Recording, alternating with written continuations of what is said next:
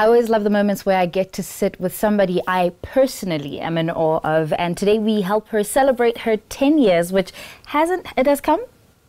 It has. It has come, yes. We help her celebrate her 10 years. We sit with big South African superstar, Lira. Welcome. Thank you very much. Well, there is so much to talk about. And, you know, I really want to get into the things that we never really got to find out. Like, how were you particularly discovered? I was, it was 2001. And I was getting together with girlfriends that I went to college with. And we were sort of getting together for my birthday, and we hadn't seen each other for 2 years. And one of the girlfriends that we went to pick up was Mimi Mafokate, who is Arthur's younger sister. Okay. And I remember when we got to her house, she ran back in and she pulled out one of her brothers, who was one of the guys that managed the artist at 999. And she was like, this is the girl I was telling you about. So now I was confused because I'd known her for about 3 years. Yeah. And I'd never asked her to hook me up because, of course, I know who her brother is. Yeah. So I was like, whoa. Easy. Yeah. But it actually turned out, you know, Arthur had felt that he'd really made a big name for himself as a king of Kwaito, and he wanted to branch out and create an R&B star under the 999 banner. And I just happened to be at the right place at the right time to take up the position, as it were. And that's literally how easy it was for me. And this was 2 weeks after I had quit my job. Jeez.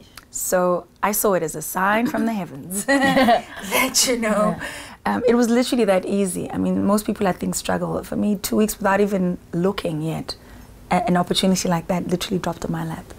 Had you now quit your job because you had made the decision that music was the path without even knowing the plan? Oh, I did have a plan. When I quit my job, I drew a 5-year plan. Okay. And because I felt I had to account for that time.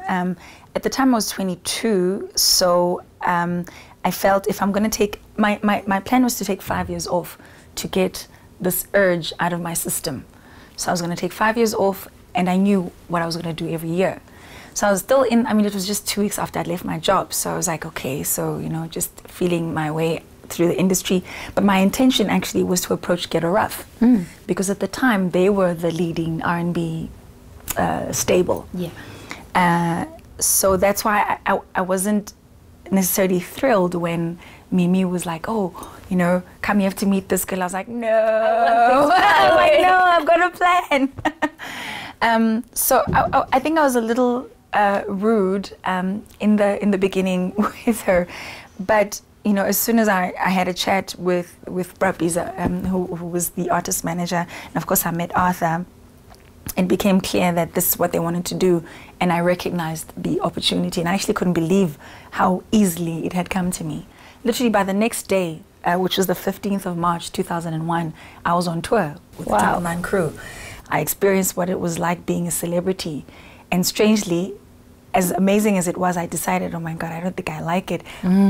Based on this, people were grabbing them, were screaming. There was no sense of respect. And I was like, oh my God, I don't want to get lost in this world, in this madness, so to speak. And that's the first time I decided to have a pseudonym as a means to separate myself from the chaos that I felt like I could not necessarily control. So now, the difference between being a celebrity then and now has the components of a Twitter or a Facebook, and now the lack of boundaries are worse. Absolutely. Do you still find that there are moments right now that make you go, ooh, let me just pull back for a little while because this is a bit much? Very much. I mean, I think I engage this whole world on my terms. You know, I can always just shut down, and that's it. You know, you can't come across. I don't have to engage people because I can block them if I want. I can stay away from those spaces. For me, joining platforms like Twitter and Facebook were actually a means to allow me to get closer to my fans on a human level. That's the one thing that I don't like about how people perceive celebrities, they think you are less human. I don't like that. I can't even resonate. It's actually frustrating.